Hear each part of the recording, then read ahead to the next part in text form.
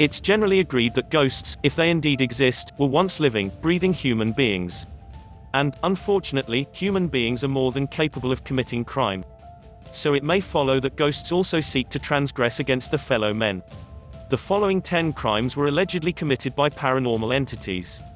True ghostly perpetrators or just garden variety criminals trying to avoid punishment? You be the judge.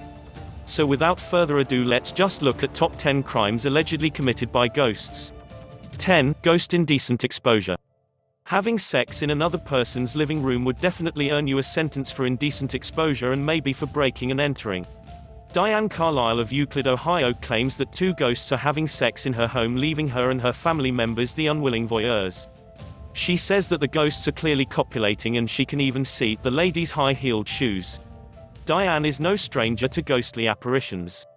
Her deceased sister contacted her via phone, leaving her a message that simply said, "I love you," and she has seen ghosts in mirrors and playing with her daughter, Deanna. As for the phantom lovemakers, they were snapped in the act by Carlisle's 4-year-old granddaughter, Kimora, while the little girl was playing with a cell phone. Diane is as astonished by the hanky-panky going on in her living room as anyone, saying, "I never seen anything like this. I mean, ghosts still have feelings. They're having sex." Carlisle says that the ghostly activity in her home has not lessened with time, but has actually increased. 9. Ghost theft.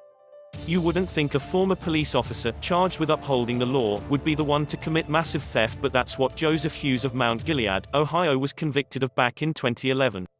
But did he do it, or was it the work of something from the other side? Hughes claimed that the stolen goods found stockpiled in his basement, including several air conditioners and a generator, were put there by a ghost. It's going to sound kind of ridiculous, but we believe that there was some kind of paranormal presence in the basement, Hughes said in court. It sounds kind of ridiculous, but there was evidence to support it. Though prosecutors were stunned by the creepy defense, they ultimately didn't buy it and Hughes was found guilty of 18 of 20 charges. 8. Ghost vandalization. Lisa and Phil Wrigley of Clifton, Nottingham, were so angry about a series of attacks on their vehicles that they set up some home cameras to catch the culprits in the act. But they got more than they bargained for. At about 1:30 a.m. on August 1, 2012, one of the cameras caught what looked like a child spirit in orb form, glowing white and wearing a hoodie, jumping over the roofs of their cars. The couple was shocked. Even skeptical Phil admitted, "I am cynical about ghosts because I don't believe in them, but this footage is strange." Lisa added that she was absolutely gobsmacked by this. "I've got the footage here, it's the image of a young child about 4 or 5. It's a ghost, it's got to be." Mrs. Wrigley was especially convinced it was no ordinary child because their dog always barks if there are people around, but did not wake the family that night. The Wrigleys ultimately decided not to pursue the ghost for criminal damages after they could find no marks on the cars following the incident. 7. Ghost harassment. Harassment of any kind is annoying enough, but to not even be able to see your bullies. One Saudi Arabian family, though, that was going too far and actually took it all the way to court when they sued the genie, irritating their household. The spectral harassment went on for some time, with unruly spirits making life practically intolerable. Citing everything from threatening voicemails to the theft of their mobile phones, the family had had enough when the ghosts, in classic schoolyard fashion, began throwing stones at the children. The court gamely tried to verify the family's claim of paranormal pestering, despite the difficulty of bringing a harassment suit against the undead. 6. Ghost disorderly conduct. A teen nabbed in 2006 for swearing at officers and generally causing uproar had the unique defense that the foul-mouthed voice heard by the cops wasn't his but that of a disembodied pirate ghost. Thomas McGair, 18, of Glasgow, Scotland, blurted out, "It wasn't me, it was the pirate," as he was being collared and charged. Sheriff Rajni Swanee was intrigued by the odd story, and McGair's lawyer, Andrew Kennedy, said in court that his client was in a state of agitation because he claims he had just seen a ghost. Though McGair admitted to a breach of the peace, he denies being under the influence of alcohol or drugs and maintains that a ghostly influence was to blame. When last heard from, his sentence had been deferred. 5. Ghost assault. Sometimes a haunting is merely a pain in the emotional sense, but sometimes it goes a bit further than that. A French family from Mentquai-Noordbecourt said that ghosts in their home have escalated into full-blown assault. One household member was injured so badly that he had to be hospitalized after being hit in the face by a flying chair and a soap tray to the back. A family friend visiting the house also had to seek medical attention after being hit by stones thrown by the petulant spirits. Local officials took the claims seriously enough to remove the family from their home, offering them temporary housing at a nearby campsite. The family says that they are currently working with an exorcist from a local church who has been visiting their house and attempting to cleanse it of the angry spooks. 4. Ghost domestic abuse. When an argument about family finances between Wisconsin man Michael West and his wife got out of control, she called the police and reported that West had beat, punched her in the face, and tried to strangle her. When police arrived at the couple's home, they noticed that the woman was crying and that there appeared to be blood on the front of her shirt. When questioned, West initially claimed that his wife sustained injuries by repeatedly falling but later changed his story, claiming that a ghost did it.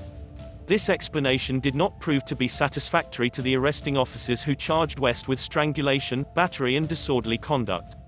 After a struggle, West was transported to county lockup and his wife, one would hope, to therapy. 3. Ghost kidnapping. This one is an example of crime happening to a criminal and perhaps of cosmic karma. A burglar robbing a home in Kuala Lumpur, Malaysia, said that he was kidnapped and held against his will with no food or water for 4 days by a supernatural figure.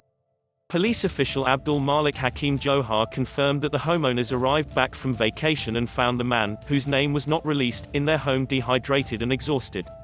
He claimed that every time he tried to leave, the entity pushed him to the ground. An ambulance had to be called for the would-be pilferer who will surely think twice before attempting another breaking and entering. 2. Ghost rape. This is an extremely sad and disturbing story. Apparently, between 2005 and 2009 over 100 women in the Manitoba Mennonite colony of Bolivia have been reporting waking up to strange genital injuries, headaches, pain and pieces of rope tangled in their hair. They also found semen stains on their sheets. Sadly, the youngest of these victims was a 3-year-old child. Local townspeople, largely isolated from wider communities and inexperienced with such crimes, first denied the women's reports, dismissing them the products of overactive imaginations. But as the problems worsened, they turned to a supernatural explanation, claiming that demons were to blame for the sexual assaults. Even after the arrest of 9 men in 2011 convicted of drugging and raping entire households, the community is still traumatized and seeking other answers. Some point to the fact that the violence continues to this day as proof that it is devils from another world, and not men of the community, to blame for these heinous crimes. 1. Ghost murders. One can hardly imagine a bigger monster than a mother that kills her own children. Nayana Patel of East Asheville, North Carolina was arrested in late August 2011 for the murder of her 2 sweet and outgoing girls, 8-year-old Gia and 4-year-old Pia. Worse, the murders were carried out in an extremely gruesome manner with a hatchet. Patel's husband, Lalo, made the grisly discovery when arrived home to find his wife hitting herself in the head with the hatchet and his children bloodied on the floor. He frantically called 911, but it was too late. Gia was already dead and Pia would succumb to her injuries at a nearby hospital. According to investigators, when asked about her motives for this senseless crime, Nayana would only tell police that the ghost killed her children. She further added that she didn't want to live and refused medical treatment for her self-inflicted injuries. "It's just a terrible, terrible incident that occurred," said Lieutenant Wallace Welch, interim chief of police. Interesting, isn't? Hope you all liked our videos. What videos which should make next? Comment in the comments section. Also don't forget to give a thumbs up if you liked our video. See you again on the next video.